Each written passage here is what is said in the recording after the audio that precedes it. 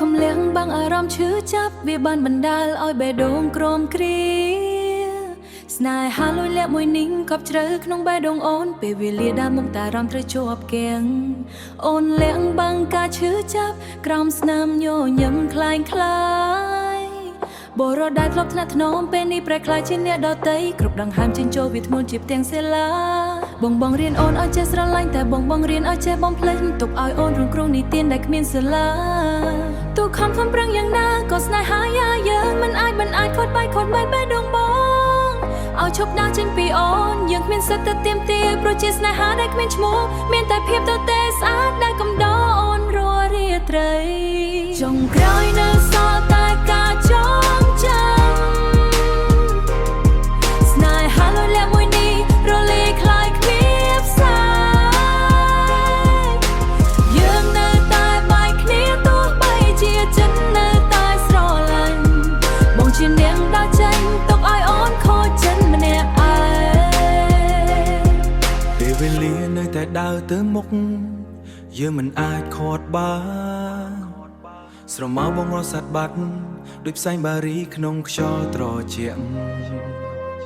ទូខំប្រឹងរត់កិច្ចក៏នៅតែវិលរកភាពឯកាបន្សល់ទុកត្រឹមទឹកភ្នែកនិងដំបៅដែលមើលមិនឃើញ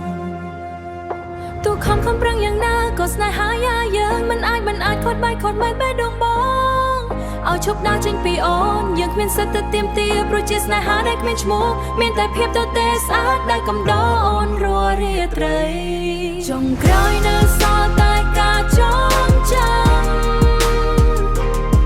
ស្នេហាលួចលាក់មួយនេះរលាយคล้ายគ្មានផ្សាយ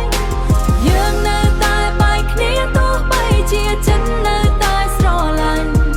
បងជានាងដើរចេញទុកឲ្យអូនខូចចិត្តម្នាក់ឯង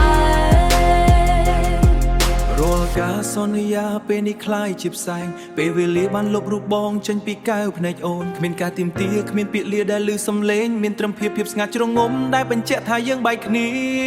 ចុងក្រោយនៅសល់តែការចងចាំយើងនៅតែបែកគ្នាបងជានាងដើរចេញទុកឲ្យអូនខូចចិត្តម្នាក់ឯងចុងក្រោយនៅសល់ត្រឹមភាពស្ងាត់ស្នេហាលួចលាក់ប្រសពតាមពេលវេលា